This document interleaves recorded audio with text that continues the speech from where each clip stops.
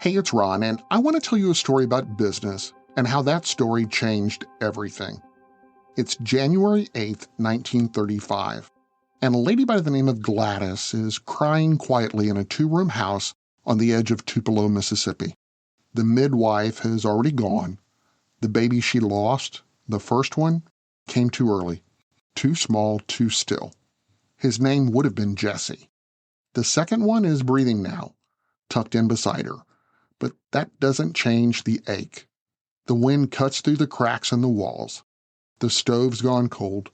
Outside, the neighbors are already walking to work in the garment factory. No one knows that inside this house, a mother is mourning one son and clinging to another. Gladys isn't thinking about the future.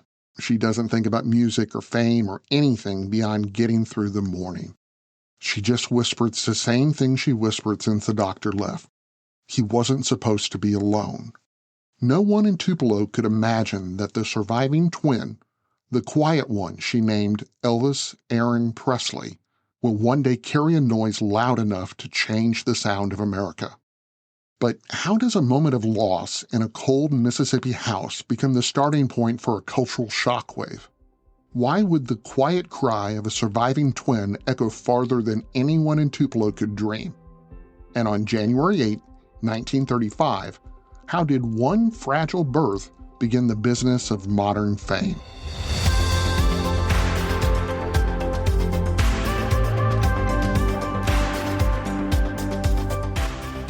From Business Basics, I'm Ron Trucks, and this is Business History, the daily podcast where we explain the stories that changed business forever.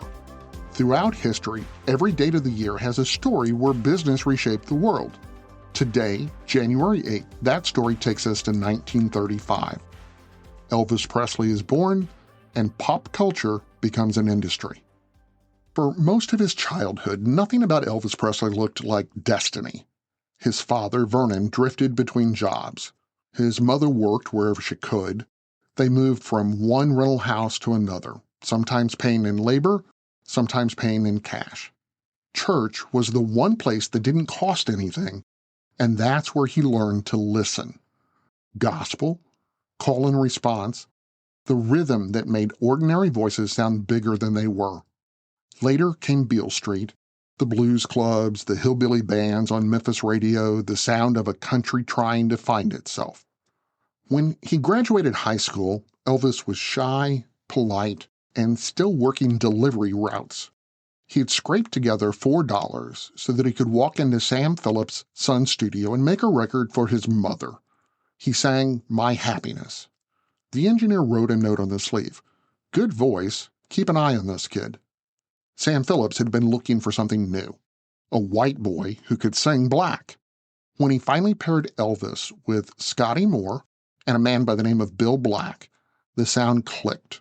A little country, a little blues, and a lot of nerve. No one in that studio knew it yet, but they had just recorded the first product of a new industry, where identity, emotion, and commerce would all move at the same volume.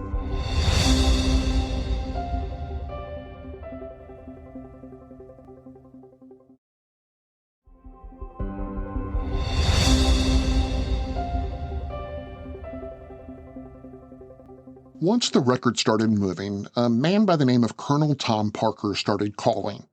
Parker wasn't a musician. He was a promoter with a carnival background and a hustler's instinct. He didn't just see a singer, he saw a franchise. He signed Elvis, sold his contract to RCA for $35,000, and built the modern celebrity playbook from scratch. Every photo, every public appearance, every move was part of the plan. He pitched Elvis as danger and innocence in the same package, a rebel you could take home to meet your parents. Then came television.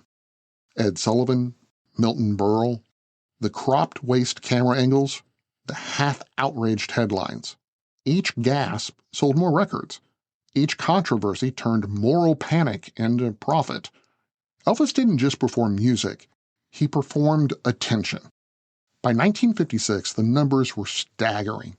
5 chart-topping singles, 3 gold records, 1 movie deal, and a merchandising operation bigger than anything in pop history so far.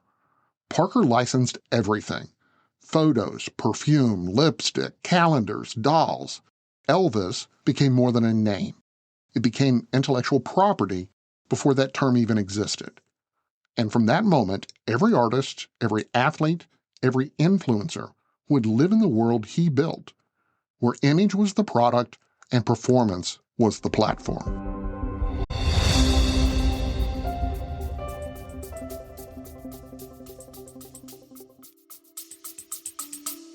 Let's take a quick break. Adoption of teens from foster care is a topic not enough people know about, and we're here to change that. I'm April Dinwiddie, host of the new podcast, Navigating Adoption, presented by Adopt US Kids. Each episode brings you compelling real-life adoption stories told by the families that live them with commentary from experts. Visit adoptuskids.org/podcast or subscribe to Navigating Adoption, presented by Adopt US Kids. Brought to you by the U.S. Department of Health and Human Services Administration for Children and Families and the Ad Council.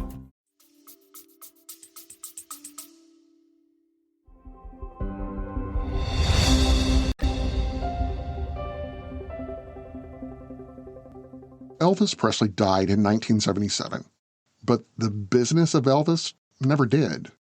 The empire that began in a rented house in Tupelo became a corporation with its own heartbeat. RCA kept the catalog alive, Hollywood kept the image glowing, and Colonel Parker's blueprint, control the brand, sell the story, outlived them both.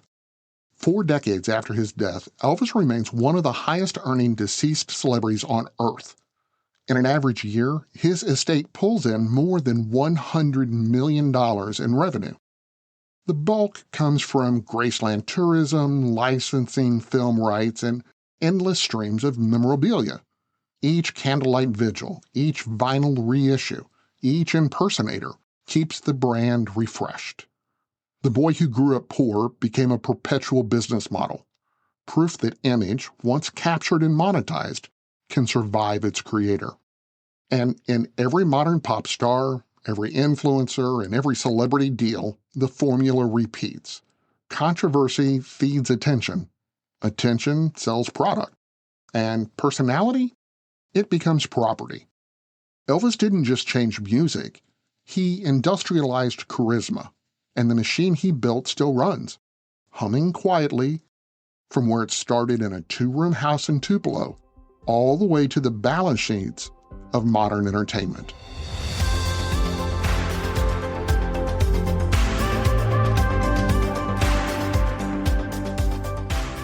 I'm Ron Trucks, and this is Business History, the podcast that finds the turning points behind the headlines. To hear more stories like this, follow us on Apple Podcasts, Spotify, YouTube, or wherever you listen. And if you're enjoying the stories, don't forget to subscribe and please leave us a quick review. It helps more people find the story behind the business. And do you want to actually understand business without the fluff or the buzzwords or the MBA language? Start by visiting us at bsnsDailyPodcast.com. Did you know that parents rank financial literacy as the #1 most difficult life skill to teach? Meet Greenlight, the debit card and money app for families. With Greenlight, you can send money to kids quickly, set up chores, automate allowance, and keep an eye on your kids' spending with real-time notifications. Kids learn to earn, save, and spend wisely, and parents can rest easy knowing their kids are learning about money with guardrails in place. Try Greenlight risk-free today at greenlight.com/Wondery.